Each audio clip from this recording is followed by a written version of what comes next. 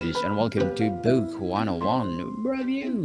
Book 101 is all about the books that I read for the last 40 years. And today I have my special guest. His enterprises strategies, enhancing leadership gravitas, no other than Mr. Ken Merritt. Daniel, good to be here. Thanks for having me. Welcome, Mr. Ken on Book 101 Review. And can you please introduce more about yourself that I miss? Yeah. Again, glad to be here. I am the founding managing partner and CEO of Merritt Advisory Group, where, as you said, we help enterprises with their complex business issues, and we kind of do that in two ways. We help them with organization strategy, and we help them with leadership advisory. And there's a lot within those two areas, but at the end of the day, we help businesses in their leadership be successful. Um, Me, I am in my 25th year as a consultant.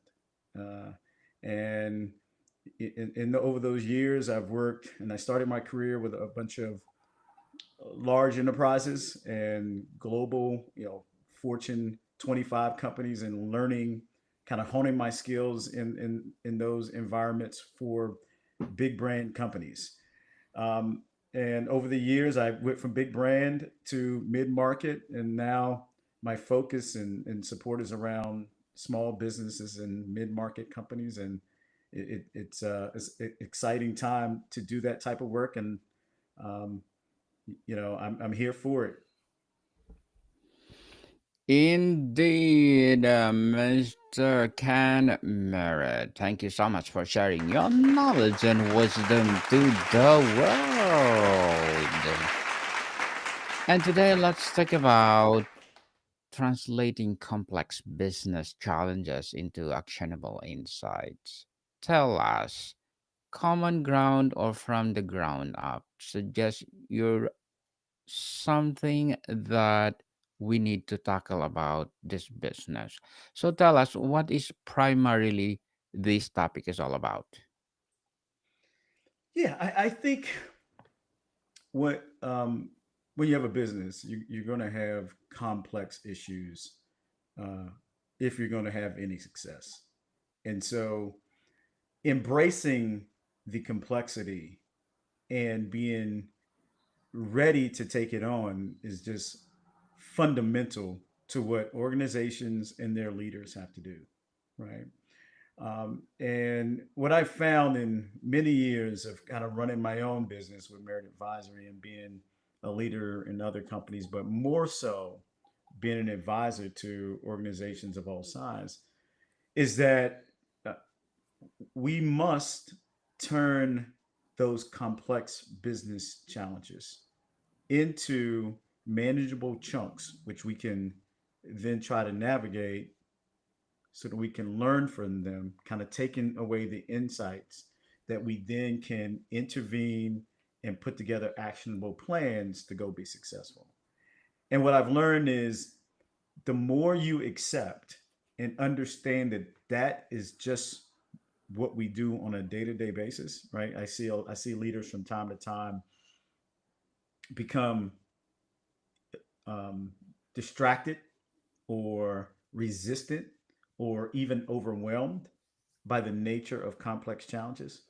And as such, they're just not ready for the moment when they come. And they are coming. They will not coming. I think any leader can expect on an annual basis to have 2 to 3 significant strategic moments that they're going to have to deal with, right? And those can range in things such as how to grow your business or profitability or you know landscape changes. Or it could be people losing a key employee or um, bringing on someone that didn't work out quite right, or it could be losing a big customer. I mean, but all these things come up, and we have to be ready for them. Be ready for sure. So, Mr. Ken, how do you define the role of someone who translates complexity into action? Are they interpreter, strategist, or simplifier? Yeah, I think the interpreter, right? But I think the interpretation has to include um, making them simple, actionable ways forward, right? Because I don't want to over um, state that simplicity becomes the outcome because it really doesn't. What's simplistic is that you have to navigate, the steps forward from where you are rather than relish in the big picture of the complexity from day to day, from hour to hour, right? And so the more we can take and interpret all the dynamics, all the variables, all the, quite frankly, people and stakeholders involved in it, and turn it into um, simplistic actions step by step, that it then you can build upon. Now you've got something that, as a leader, you can really see the benefits from. And so, yeah, it's more interpreter. You have to bring simplicity to it, but I don't want to overstate that simplicity ever becomes the way, because it doesn't. Right? We're too dynamic. The world is too complex for that. The better we can make our next step simple, the more of a better integrated we'll be, and then the better learning leader will be. Mr. Ken, why is it the ability to move beyond just identifying a problem to articulating the so what and now what so rare and valuable? I think it's because, and this is a little bit about the readiness point, Daniel. I think it's, um, I had a wise leader tell me when I was early in my career. He said, "Ken, if you have 5 minutes to do something, it probably behooves you to spend the first three figuring out and navigating the best way to solve and solution, and then take the last 2 minutes to actually execute the solution." And so I think the reason that we kind of struggle in these situations is, a lot of us have a bias for acting and acting now and acting fast, and sometimes speed gets in the way. Sometimes speed gets in, it becomes um, a impediment to getting to the right answer. And so while I always believe we ought to be acting, I also believe we all have a bias for solutioning, figuring out the best way that we ought to attack kind of a complex issue, and then acting upon it, right? Just so that we aren't taking bad steps or stepping on potential landmines as we have to move forward and solve our problems. Why do complex challenges so often lead to analysis paralysis in organizations, and how does your process break these cycles? Yeah, I think many times, there's two things we see when it comes to uh, those who get paralyzed by the analysis. One, I think, is just a gap in capabilities, right? It's just you haven't seen these scenarios before, and you are, studying, trying to sort through it, try to understand it, and having to think about, what's this mean for us, and how should we go about intervening, right? I think that's one. Just the newness of it. The other time, Daniel, and I sometimes call it romancing the problem. I think there's just times that, um, if we're not in the right mindset, if we're not a properly kind of agile leader in organization, that we will, you know, organizations will swirl. We will kind of get caught up in that uh, business complexity and that challenge, and overthink and over uh, process, or and sometimes avoid that situation until we're actually forced to act. And so both are prevalent. We like to believe that 80% of the time it's that we're figuring out the complexity of the situation. But I have seen, but I'm not so sure that's the case. It's probably more like 2/3, because there's about a third of the time that we kind of romance the problem, so to speak, rather than you know going after it. Mr. Khan, on the process of translation, when faced with massive, multifaceted business problems, what is your first step in breaking it down into something manageable? Yeah, it's a great question because I do this for obviously for my business, but I also do it for my clients. I believe that you first ought to step back and make sure you have broad context for the business complexity. The bigger and the more complex the business problem, the more it impacts and is influenced by the broad context. And broad context, you know, just for clarity's sake, includes kind of your external environment as well as internal capabilities within your company. And so the first thing I believe is understanding the context of your industry, your market, your competition, and your external stakeholders and how they are impacted or have influence on the complex situation. Then take that same discipline and get an internal look at what's happening here, looking at your capabilities, what you do well, what capabilities you need to navigate this situation, where the gaps are, where the opportunities are, where the investment comes from that you need to make. And once you have that full context, I think then is a time to start looking at the plausible solutions and how you proceed in with tactics and actionable activities going forward. How critical is to correctly frame the problem before seeking solutions? Can you share an example of how reframing led to a breakthrough? I think it is absolutely essential, right? 100% level, right? And I think that um, there are instances where we must make sure that we're talking about the cause and kind of the root of the issue and not just the symptom and some ancillary kind of impacts of things.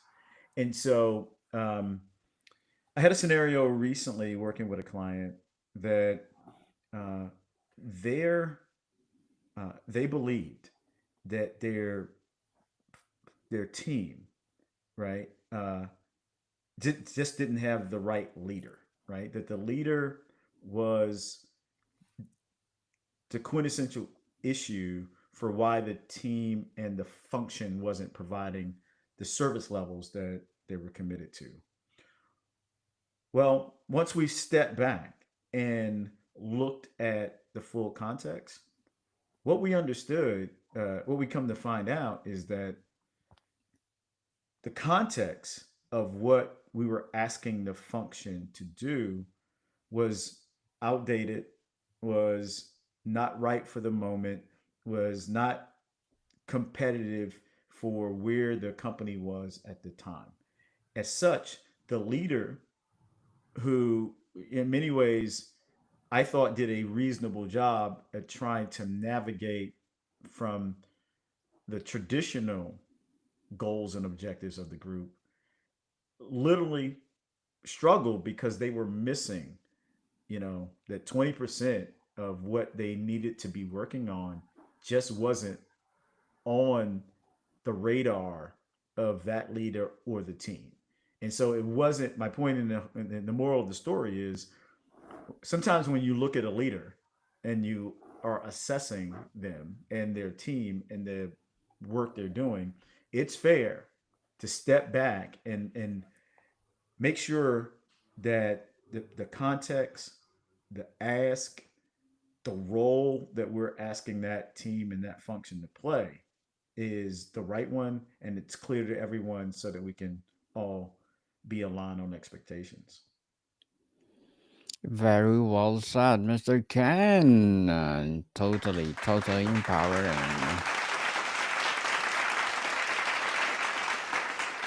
In an age of big data, how do you sift through the noise to find the true signals and transformation raw data into actionable wisdom? Yeah, it is. I think the challenge of our time, right? I think I've been at this 25 years now, and I remember 25 years ago we were mired in process challenges and asking people to solve problems um, based off process and sometimes their capabilities. And then we went through a cycle where there was a lot of investment in shiny technology tools that'll help us be better at it. I think while we've in many ways upscaled on a macro basis the abilities of people to navigate data, and we've invested in many tools to do so. I think the speed for which we have to do things has gotten more and more complex as the volume of data has come into the equation.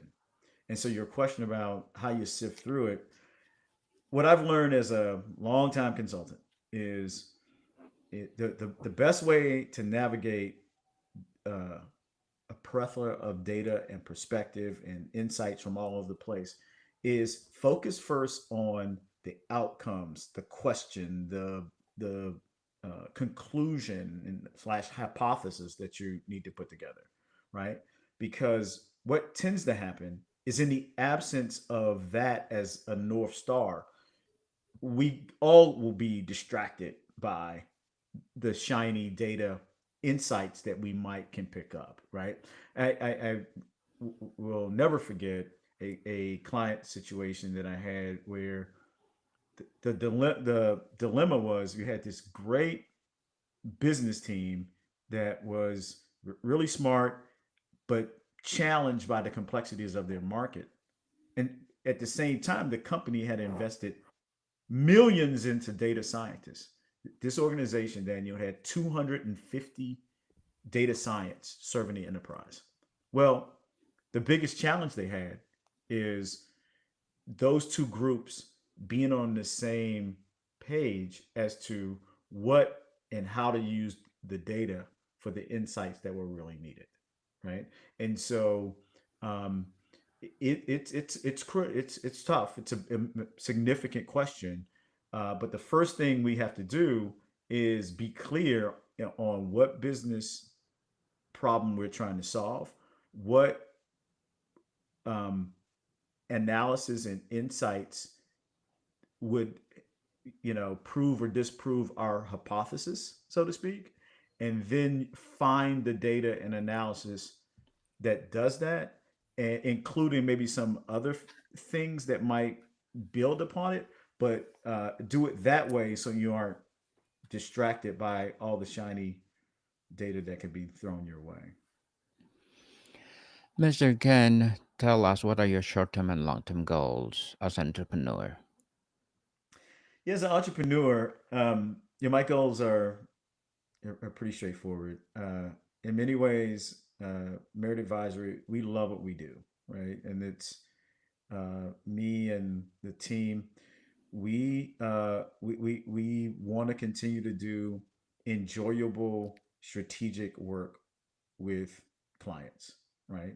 And as a consultant, it isn't always great work, but for Merit Advisory, we put an emphasis on doing the type of strategy, big brain solutions that make an impact on what our clients do, right? And the more that we do to serve them, usually the more fun we have as a group. And so growing that that type of work for us is number one.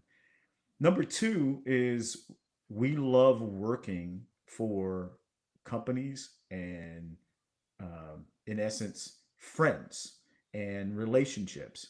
Um, it is something that I pride myself on. And every client of mine these days is not just um, a business acquaintance.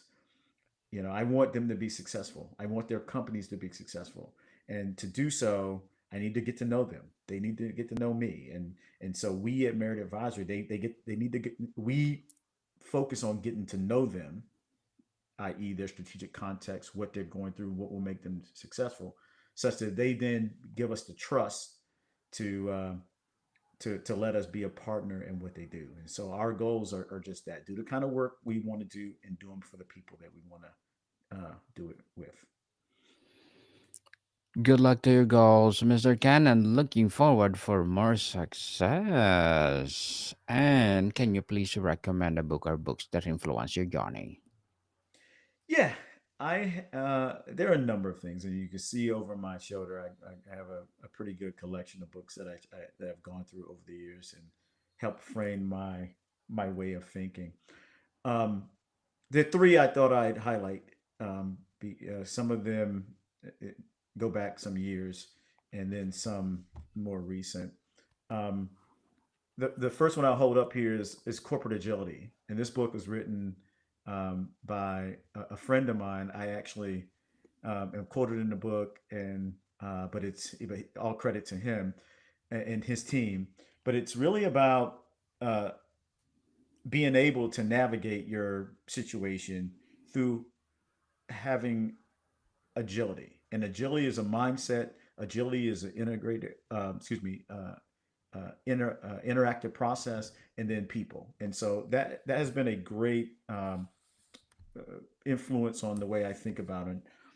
Another one is, we talk a lot about technology and AI, but a big book for me, this one, The Person You Mean to Be, um, it is one that's a little bit more uh, intrusive, of reflecting on what you should do and how you should go about your business, such that at the end of the day, you're fighting against your biases every day to become a better person. Because when you become a better person, you become a better leader. You become a better leader, you become a better contributor, a contributor to your, not only yourself and your family and those things, but to the companies and your clients and all the things you touch. So that one's been really good. And then the last one is the technology fallacy, which I read some years ago. And this one is about, and I think this one gets a little bit, um, uh, it's a little bit dated now, but it really helped me frame and think about it. It is, while we love to think about technology as the solution, people are the solution, right? And we use um, technology to augment what we do. And I love to think of AI that way, right? As we become a more AI centric organization, AI will be the technology that supports us being better leaders as humans, first and foremost. Thank you for that recommended book, Mr. Ken. And before we wrap up our discussion for today, I'm inviting you to please do listen to my other podcast, people, my other podcast, because my abstract essay is already in fifth season. Abstract Poetry in second season, and my Book 101 review in fifth season too. Comedy 101 in second season, and my Food 101 in fifth season as well. Geography 101 in fourth season, and my Baby Podcast Law 101 and Mental Health 101. Love Letters in fourth season, and Movie 101 review and Music 101 in fourth season, and Science 101 and Sex 101 in its first season. Please listen to them. wherever you listen your podcast. So, Mr. Ken, if a professional could only focus on improving one skill together to get better at this transition process, what would you recommend? Oh man, that's a great one. I find that um, that leaders who focus on comprehensive well-being tend to do better, right? Meaning, it's not just about your business or about your money. It's not just about you know, your even your family and personal things.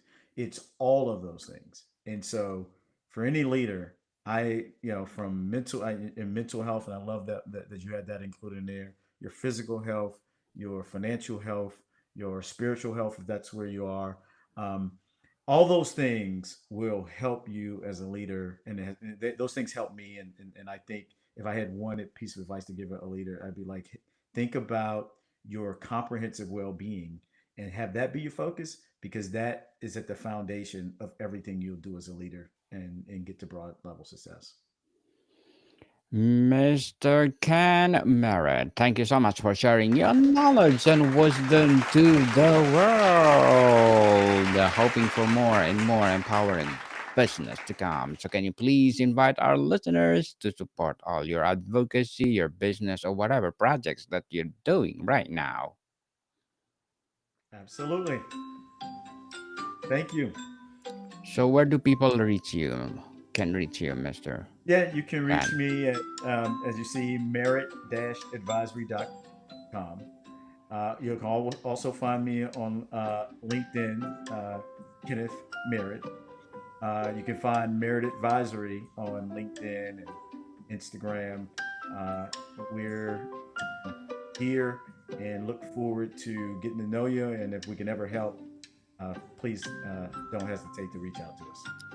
Yes, people, let's support Mr. Ken Merritt because if you support him, as I said, more and more empowering business like this to come. So, Mr. Ken, thank you so much for your time. Thank you, Daniel. Thanks all. More to come, people. See you soon.